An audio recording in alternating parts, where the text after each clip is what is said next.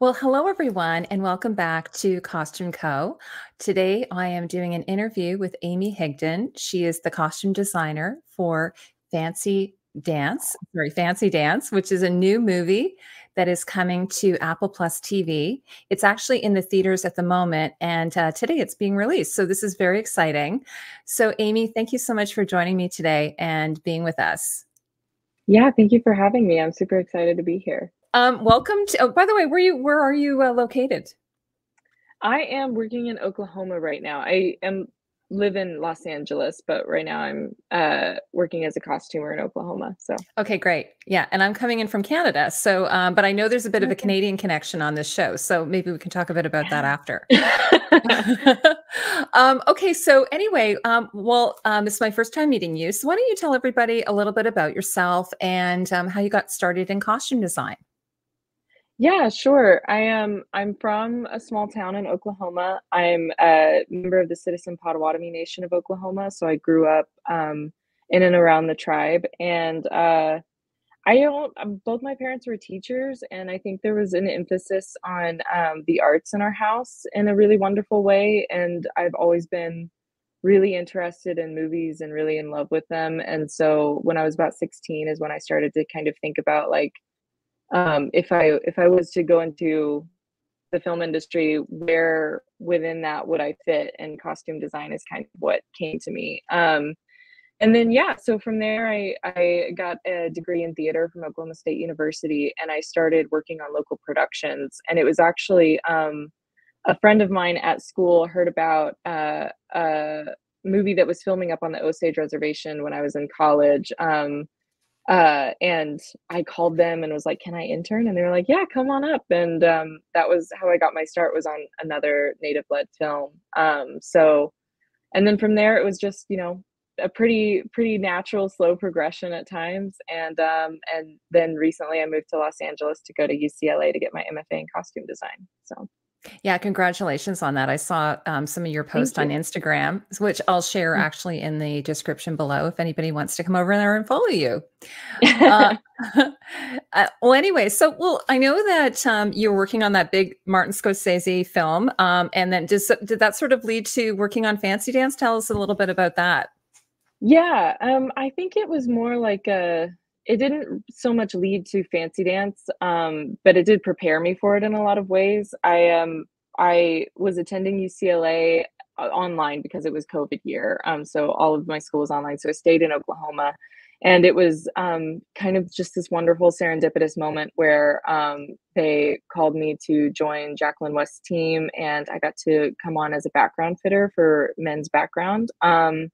And I learned a ton, and getting to work under Jacqueline and her team, I think, kind of prepared me for designing on my own in a way that I don't think I would have been prepared for if I hadn't had that example to follow. So, but yeah, and then Fancy Dance came to me just because Dylan Brody is a producer on it, and he's somebody that has worked in Oklahoma for years, and I've known him for years. And when the script came through and they were needing a costume designer, he pitched my name to them, and so Erica called me, and the rest is history. That's how I got Fancy Dance. That's amazing. So now you were an Indigenous woman yourself. So how did you approach the design compared to maybe somebody who wouldn't have had an Indigenous background?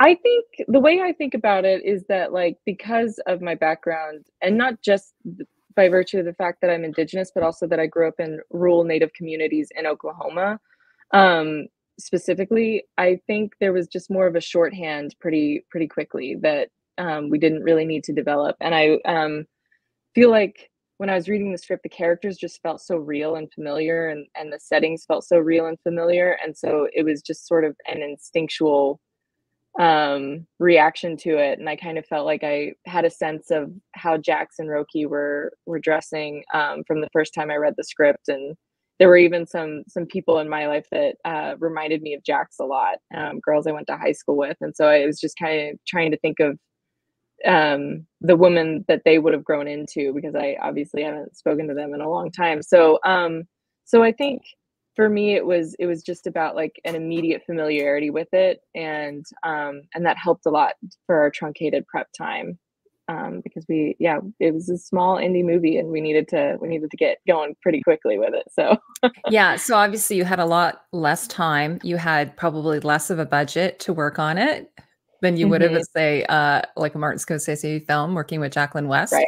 Um, tell me a bit about the clothing. Well, do you want to just start with Jax and then we'll go to Roki? Do you want to talk a little bit about Jax's outfits?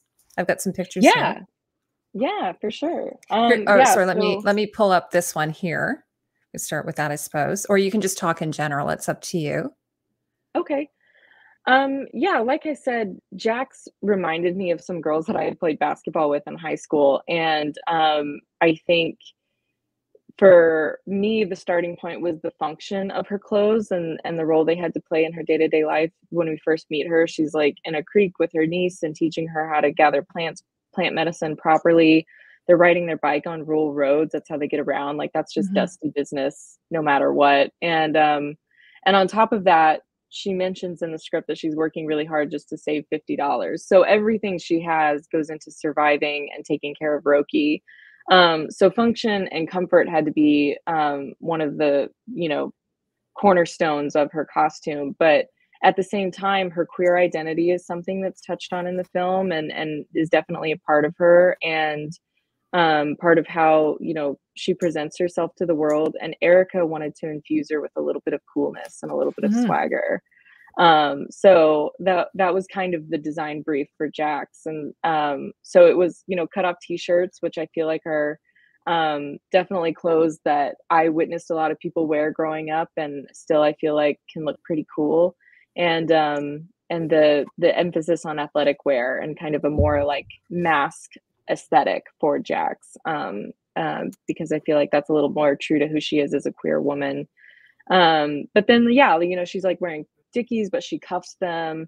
She cuts the sleeves off her t-shirts. She wears these cool men's button ups open over tank tops, and she has that gold chain on every day. And so it is the function, it is the thriftiness, but it is also like she's confident in herself and knows who she is and dresses accordingly. And so I think that's cool. Yeah, and where's the gold chain? Is there any kind of like story behind the chain? That was, Lily's idea, I think. Lily Mhm. was like, "Hey, what if Jax has a gold chain?" And so, yeah, went down to the J.C. Penney and bought her a gold chain, and it was kind of the final touch that I think all the outfits needed. I feel like it really sort of adds, a good layer to Jax's costume. Yeah, absolutely. And then what about Roki? Now, obviously, there's one particular scene where Roki is wearing sort of like cut off, I guess they would be like nude color, pinky colored sort of crop pants. And there's a pivotal scene there. So that must have been, you must have made a major decision regarding that. I think, I don't know if I have a picture of it, but Yeah, the her final costume of the whole yeah, thing. we can, sorry, we Yeah. can start earlier if you want to, before we get to that. I was just thinking about it. Yeah. Here Yeah, they are I at the think, creek. yeah, and I think going back to, the idea of, like, Jax wearing these old cutoff T-shirts, especially when we first meet Jax and Roki, and Jax is teaching Roki, and Roki even, like, mimics her body language and kind of copies what she's doing when they get to the store to sell the things that they've brought, Mhm. so we bought that wolf shirt at a thrift store in Tulsa, and I had, originally imagined it going on Jax at some point in the film, but Erica, I think, was the one who was like, "What if Roki wears the wolf shirt?" And it made perfect sense in that scene because she's obviously looks up to her aunt and tries to emulate her a lot, and so the idea was that that is one of Jax's old T-shirts that Roki throws on when they go to the creek. Yeah, like even their Um, body language is the same, you yeah, know, their yeah, hair is the same. So, mhm, yeah, so she absolutely looks up to her, and she even sort of follows in her footsteps in terms of the crime, sort of, you know, the criminal sort of mind, right? But and then at another point, she actually goes into her mother's like closet, I believe, and starts rummaging mhm. through that. So, do you want to talk a little bit about what those items were? And of course, there's one really significant outfit that she wears throughout the rest of the movie.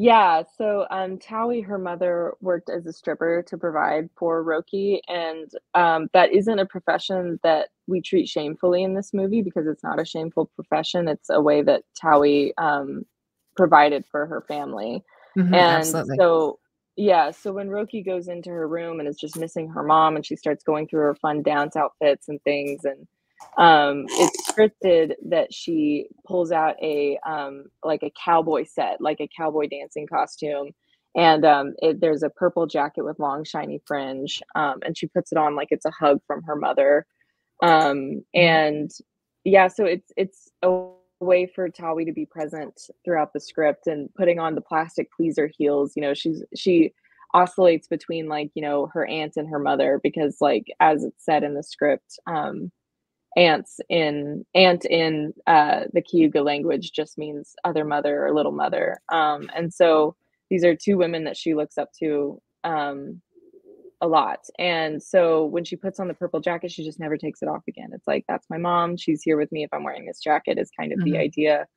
And so, yeah, so this jacket, it was a bit of a workhorse of a costume. It had to do a lot of things, it had to carry a lot of scenes. And so it starts out as like this is something that was part of a stripper's dance costume. And I kind of imagine that it might have been something that either Tawi bought the jacket and added the fringe herself or even made the outfit herself because we see Roki sewing and you can Yeah, tell that there's like Regale. I've got a picture here Yeah, where she's doing the fringe, which, yeah. and actually, so then you must have made those costumes as well, the ones that she's sewing. Yeah, so actually our props person Sierra I think she bought a blank shawl because there's like powwow supply stores all over Oklahoma, and you can buy blank shawls that then you add your own ribbon work to. So, so she found a blank shawl, and then we had extras of like some of the stripper costumes in the film, and we were like, if Roki's like kind of looking at these things and in that mindset and like is attracted to these shinier materials, then maybe that's what she starts to try and fashion onto this shawl as ribbon work. And so Sierra and I actually cut up some of the stripper clothes that we weren't going to be using on people and made them into stars and like hearts and things. And that's what we see Roki like sewing onto a shawl in the film. Yeah. Well, Um, her yeah. stepmother actually comments on how talented she is because she's only like 15, I believe, right? So to be doing that kind of level of sewing work as someone who has a background in sewing, I was, that's pretty amazing, right? Yeah, and so, I think crafts that artistic touch is definitely present in the home. Tava Sampson and Charlotte Royer, the set decorator and production designer, respectively, both incorporated like these little artistic touches and like like drawings on the fridge and these craft projects that are everywhere. A lot of native families do have sort of a craft area in their house because regalia is often made in the home or within the community, and so that's kind of the genesis of the purple jacket, is that this is maybe something Towie adapted for her to wear at work, and then Roki finds it and it has to make sense over her like 13-year-old girl clothes, which is why we picked such a youthful shade of purple, something that's a little bit lighter and has a little bit more levity. And then by the end, it transforms into a dancing shawl in the powwow Mhm. arena. Yeah. Yeah, and now talk a bit about those shoes. So at one point, Roki puts on these shoes. They're, I'm assuming they were like her mother's work shoes. Hmm. So did you want to talk a little bit about those and how you had a name for them, which is really interesting? Yes. Yeah, they're called, that's the brand of shoe is called Pleasers. Oh, okay. I didn't Um, even know that. yeah. Yeah. It's something I learned for this movie. But yeah, no, so Pleaser heels are kind of the go-to brand for heels that strippers would wear at work because they're, a little bit inexpensive, but like they give you the height, they give you the drama. And they're pretty sturdy shoes. So, you can dance and walk around in them pretty easily. So yeah, so that was something Erica wanted present in that scene. And I think it was about how like, she misses her mom and like these are her mom's work clothes. And there's like it's just removing that stigma from like professions like strip being a stripper. It's just, it's it's a thing her mom did to provide for her. And so the pleasers on her in that scene are kind of just like it's meant to be cute. Like, you know, she's putting on her mom's shoes. It's not meant to be like, you know, ominous or anything. Yeah, It's more playful. I kind of got that. Like, you know, when you're a kid and you go in your mom, I did this. I would go in my mom's room and I'd start putting my mom's clothes, my mom's shoes, you know, Yeah. her purses and things like that. So I sort of took it as that. And I did like the way that they didn't stigmatize in the work that her mom does, or the other woman at the club, for instance, Hmm. who Jax is has a romantic relationship with. So, did you want to talk about? I didn't mention this in in my questions to you, but did you want to talk a little bit about her? I forget her character's name. I apologize. I don't think her character's name is ever said in the film out loud, but her name was Sapphire. That was the name of Jax's love interest in the strip Mhm. club, played by Crystal Lightning. And yeah, so Sapphire is sort of like a safe space for Jax. It's, you know, an adult outside of her family that she could be herself around. And it's never really revealed like all of their relationship history, but like Eric and I talked, and you know, we were like, Sapphire is somebody that Jax has known for a long time. And so yeah, so her costumes in the club, we wanted her to look really cute. You know, and she She was does. really She cute. looks amazing. I know this is more the makeup, but I love the rhinestones like all around her eyes and everything, her Yes. makeup. But then when she Yeah, comes and yeah, visits Sharon Jax Tabs, later, yeah. she's out of her performance clothes and she's just herself. So she looks like Yeah. I don't think she had the makeup. Yeah, and there was, the idea between the for that dynamic was that Jax has a very mask aesthetic, whereas, like, Sapphire is very more, like, kind of classic American Girl Next Door, and, portraying that kind of, like, relationship between women, between these 2. There's no wrong way to be a woman, and there's no wrong way to be in love or in a relationship, and Mhm. so, yeah, so that was the idea of Crystal's, like, um, denim cutoff shorts and tank top. It's just very like classic American Girl Next Door. Yeah, it Yeah. was super cute, like a really cute Mhm. outfit. I also thought it was funny that it would be like so strange to go to a strip club and then have your brother be there, but to them it I seemed like a know. normal thing, you know, and hanging out and getting drunk with them, and then he has to see you home. Like, Mhm. now, don't get me Yeah. wrong, I used to sometimes go to clubs and my older brother would be there, and I'd be like, "What are you doing here?" So, but it seemed kind of like a community place that a lot of people in the town would go to. Yeah, I mean, it is a small rural community, so, like, I feel like you couldn't go anywhere without seeing somebody that you didn't know. So, um, yeah, I think that's just the nature of the community Erica was trying to bring to the screen, that, you know, they're very close, they're very tight knit, and, like, you just run into each other all the time, no matter where Mhm. you are. Yeah, no, it felt very authentic. Yeah. Now do you wanna talk a little bit about, like, we have the Indigenous characters, and then we have the white characters, like, for instance, we've got, Roki's, grandparents, like, her grandfather and her step-grandmother, I guess you would call her. Mhm. Do you wanna talk a little bit how you sort of did the juxtaposition between those 2 characters? Because they're in a completely different community. Didn't quite catch where they are, but, did you wanna speak to that a bit?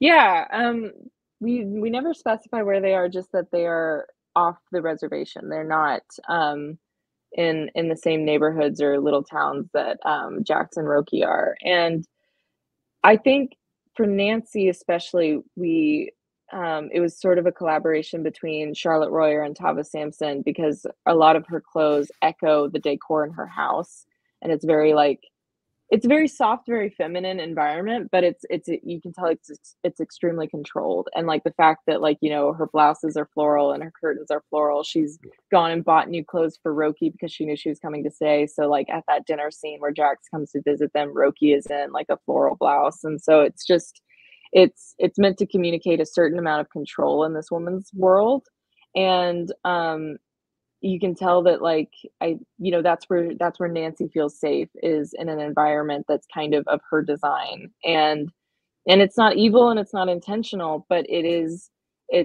very narrow-sighted, and, she kinda has her blinders on, and especially this adherence to classic feminine things, you know, it's we kind of imagine, like, Nancy is sort of a lady that you see around town who, like, goes to church all the time, and you're, like, not sure, like, what you can say around her. You know, it's like, if I'm gay, like, can I talk about being gay around her, or is she gonna have a problem with it? You know, like, you're not sure where she stands on things, and that kind of makes her a little bit intimidating, even though she's she's very soft and she's very, you know, put together, and like, you know, she doesn't look scary, but I think it's a certain kind of person that, especially people from marginalized groups and LGBTQ communities in like the Midwest and Oklahoma would kind of be on their guard around. So that was the idea around Nancy.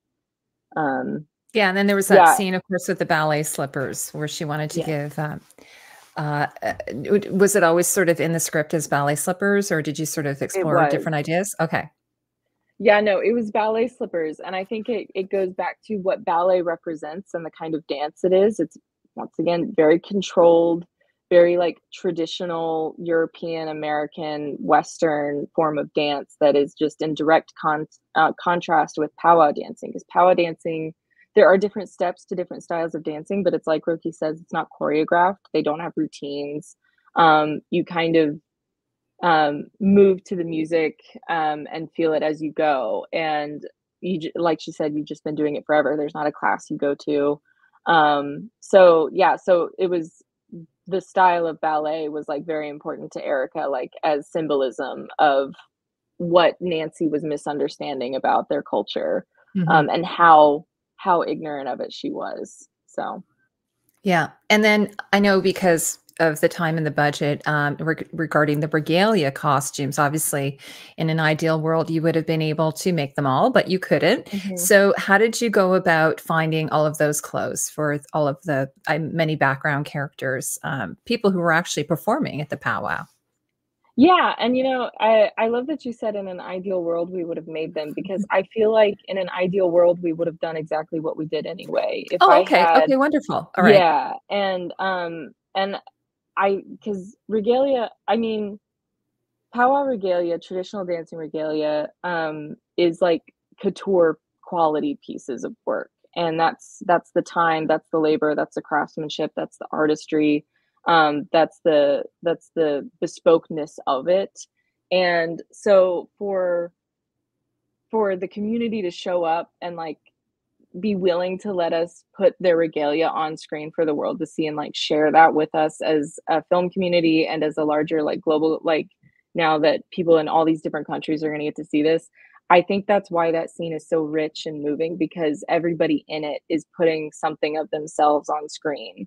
And I don't think if I had all the time and money and people in the world, we could create some really beautiful regalia sets, but it wouldn't be as magical as that moment is, because we used, people used their own regalia for that scene. So yeah, like time and money, you know, sure, I would have maybe liked to do a couple of things here and there, but it came out so beautifully, and that's just speaks to, you know, the people that they called to come and do it, and they were like, yeah, yeah, So absolutely, did like. they try to find people first for the movie, and then you were able to sort of like curate, or the clothing they were wearing, or how did that all work? Did they show up and then you just sort of had to look over at everything before it went to camera?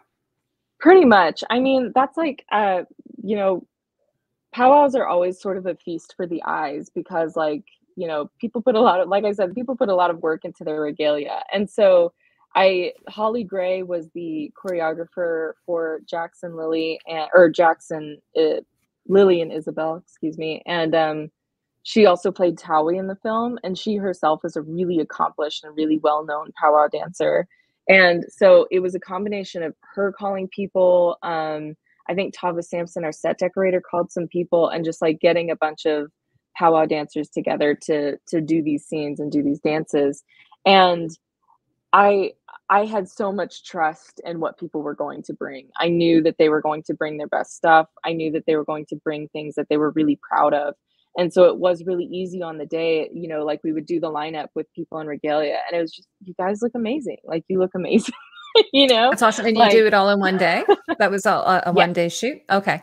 yeah, it was all overnight at the First Americans Museum in Oklahoma City. Yeah.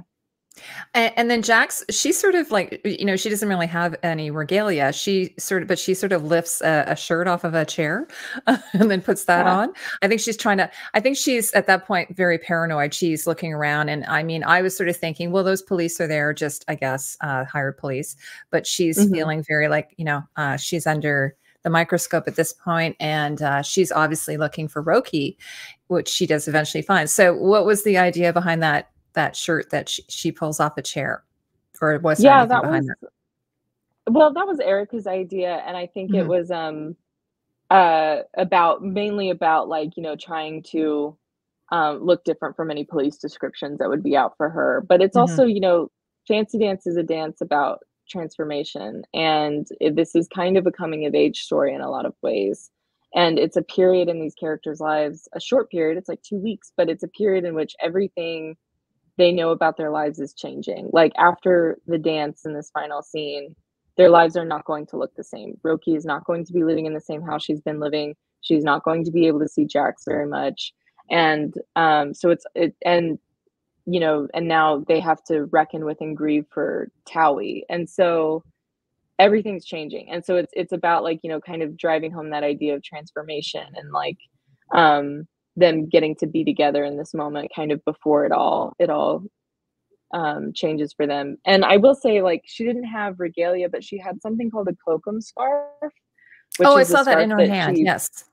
And where yeah, did she which get is the that? I don't scarf that remember her did she take it from somewhere? I don't remember her having she that. actually has that with her the whole movie. It's, Mhm, like, hanging out of pockets or, like, kind of attached to her belt loop. And a kokum scarf is, a traditional garment, that, is used a lot in powwow dancing and traditional regalia. It's also kind of become, like, an accessory that Native women will wear, just as, like, part of their outfits that they move around their daily lives in. It's sort of become a fashion accessory as well as a traditional accessory. And that was something that Lily brought to her first fitting, and she had this idea. She was like, "What if Jax has a kokum scarf with her everywhere she goes?" And it's a nod to an older style of fancy dancing where women would dance with outstretched arms with kokum scarves, basically, or other colorful scarves. And there is mention in the story that Jax used to dance with her mom, and so Jax's kokum scarf that's with her all the time. She uses it functionally. She gets it wet in the creek. She, like, cools off with it. She uses it functionally, but it's also this reminder of this connection to her mother and this connection to her culture, and it's there constantly, just like the purple jacket is, and in that moment, it becomes a piece of dancing regalia, even though it's been there the whole time. Oh, And so it's sorry, go ahead. no, yeah, so it's like, through the purple jacket, Towie is present with them in the dancing arena, and through the kokum scarf, like, Jax's mom is there with them too, and so it's I don't know, I feel like the kokum scarf and the purple jacket kinda go hand in hand in that moment because they're garments of connection, and Roki says in the script that powwow is a way of being together ultimately. So Mhm. it's like 3 generations of women dancing together, even though 2 of them aren't there. No, because you were mentioning, at the creek, because that's that scene where she's trying to distract that man who's fishing, right? Is she's and then she takes Mhm, off her by the way, so, I was gonna ask you about this too. So she wears a sports bra, I think, right? Was there some mhm. discussion about what she would wear underneath her shirt? And also, that you decided or she decided to go, unshaved as well. Was there some discussions around all of that?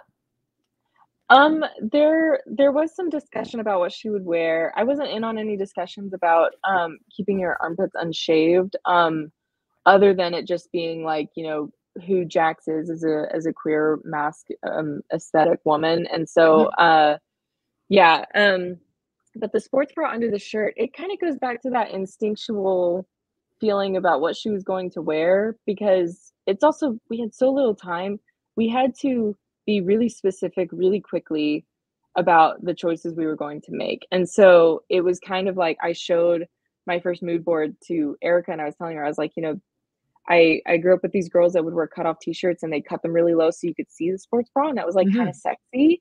Yeah. And that was the idea for her at the creek almost immediately. And so that was kind of always going to be the thing. So then it was Mhm. just a matter of finding the right color and stuff. But yeah, no, the sports bra underneath the cut off t-shirt was definitely part of like sort of the aesthetic of Jax. And Yeah. it totally worked because they were able to, steal his keys. Yep. to his car, and It accomplished the job. they Yeah. accomplished the job. They're very good at what they're doing, by the way. Mhm. So anyway, I mean, when did you do this movie? Like it's been out for a little. It's been out in the theater. It's going to be on Apple TV. So how long ago was that you finished this? We, shot it in the summer of 2022, Oh, so so it's 2 been a years couple of ago now. years. Wow. Yeah. So what are you working on, or what have you been working on, and have you got anything exciting coming up? Well, actually, what I've been working on since then, I had to we had wrapped shooting and we were in wrap for Fancy Dance, and I had to leave early and, let my team finish it up for me because I had to immediately go back to classes at UCLA. I did it on my summer break. I what I've been up to in the meantime was finishing my M.F.A, and I graduated last summer, and then, of course, how the entertainment industry has been since June 2023. So it's been a little bit quiet, and I've been working as a costumer mainly in Oklahoma. But yeah, so nothing, no new design projects on the horizon yet. Hopefully something comes through, but I'm just hanging out. I'm just open to That's whatever awesome. comes.